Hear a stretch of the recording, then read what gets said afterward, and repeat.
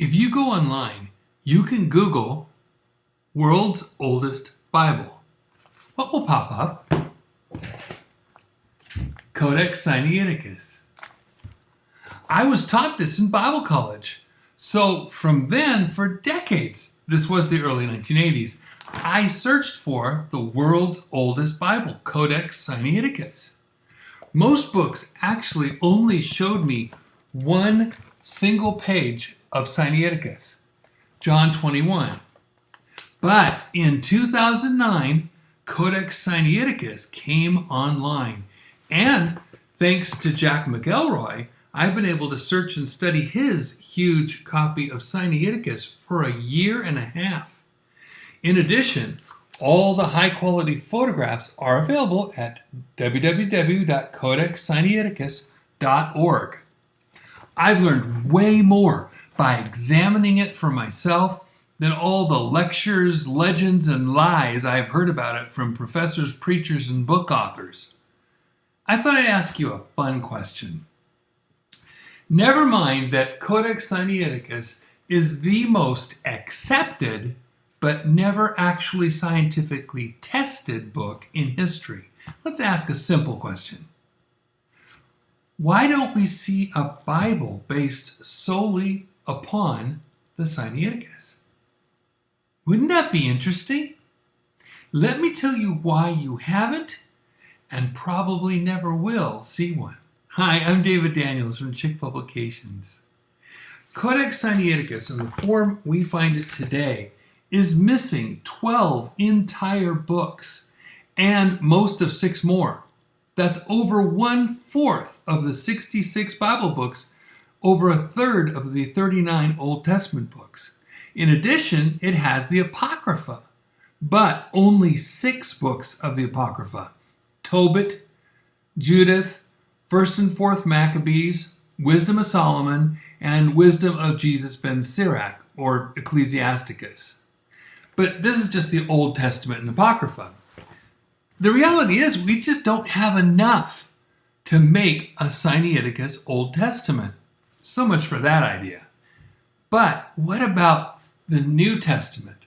Aha, says the New Testament scholar. The Sinaiticus has an absolutely complete New Testament. Great! So, why don't we have a Sinaiticus New Testament? There are a few reasons, and each one is embarrassing. That's why I'm going to tell them to you.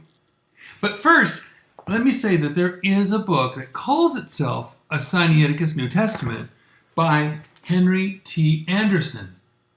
But it's not really the Sinaiticus. In many of the things I will show you, they didn't dare put what the Sinaiticus actually said or didn't say. I call foul on that.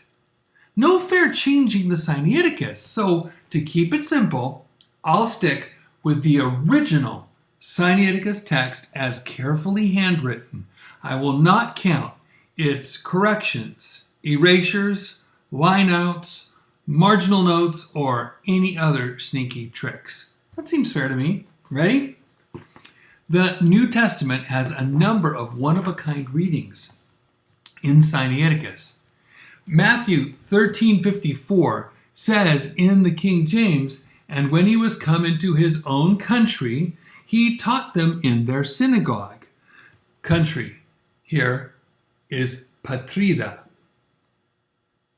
But that's not what the Sinaiticus says. It says, "And when he came into his own antipatrida," Antipatris, which is 46 miles away from Nazareth, in Samaria, not Galilee. It's a clear error. So, here's Galilee, there's Nazareth, and there's Antipatris. So neither, though, Anderson's Sinaiticus New Testament or even Tischendorf's English New Testament admits that, not even in a note. How about Luke 1:26? The King James reads simply, "And in the 6th month the angel Gabriel was sent from God unto a city of Galilee named Nazareth," Galileus. See the word right there? So Mary and Joseph are from Nazareth in Galilee. Everybody knows that, except the Sinaiticus. The Sinaiticus reads, "Es pollen tes Judaeus Heanoma Nazareth, unto a city of Judea named Nazareth." That will lighten up your Bible study. Even Sunday school kids know that's wrong. But Anderson and Tischendorf didn't admit it, not even in a note. Let's kick it up a bit. John 7:53 to 8:11, the story of Jesus and the woman caught in adultery, is completely missing from Sinaiticus. See, on the same line, it goes from John 7:52 to 8:12. But Gutless, Anderson, and Tischendorf both stuck those 12 verses into their New Testaments. Why? If Sinaiticus is oldest and best, if Sinaiticus is so good, put your money where your mouth is. Remove John 7:53 to 8:11 from your Bible. And while you're at it, be honest. Remove Mark 16:9 to 20. Don't fudge and write it in italics or put a bar or a bracket around it. Don't write some big explanation. Just remove the resurrection appearances of Christ in Mark 16. But they won't sell you a New Testament without those 24 verses, even though they are missing from Sinaiticus. What about the important words of Luke 24:51? "And it came to pass, while he blessed them, he was parted from them and carried up into heaven. Kai anafereto eston urano." The words "and was carried up into heaven" are actually not in the original writing of Sinaiticus. See? They're added in a note later at the top. That means there's no mention of Jesus' bodily resurrection in the Sinaiticus Gospels at all, Mark 16 or Luke 24. So the only mention in Sinaiticus of Jesus' bodily ascension into heaven is in Acts 1, verses 2, 10, and 11. Scholars have used this to argue that Jesus didn't actually ascend at all. Like my old professor, Bob Shaper at Fuller, said, if you had a Polaroid camera, you wouldn't have seen Jesus ascend into heaven. Despite the fact, of course, that the real scriptures say that is exactly what he did. Did he base his disbelieving Jesus' ascension because of Sinaiticus? Then, these unbelieving scholars make up a three-step argument using Sinaiticus and their own evolutionary theory about the gospel. 1. Even though history says the order the Gospels were written was Matthew, Mark, Luke, and John, just like all the Bible manuscripts and even Origen.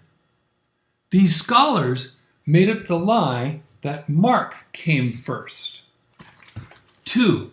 Since Sinaiticus Mark doesn't have the resurrection or ascension in 16:9 to 20, or Sinaiticus Luke takes out the part of the ascension from 24:51, they made up the lies that Jesus wasn't bodily raised from the dead, and Jesus didn't ascend into heaven.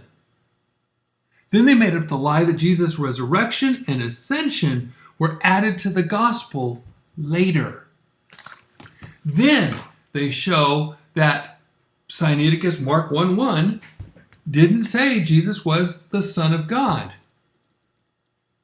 But Sinaiticus still says God calls Jesus my beloved Son, in whom I'm well pleased, in verse 11. So based on Sinaiticus Mark 1, they stated the lies that Jesus was only a man, God adopted Jesus as his son at his baptism, On top of the lies that Jesus wasn't bodily raised from the dead and he didn't ascend into heaven. Brothers and sisters, that's what some text critics claim is original Christianity.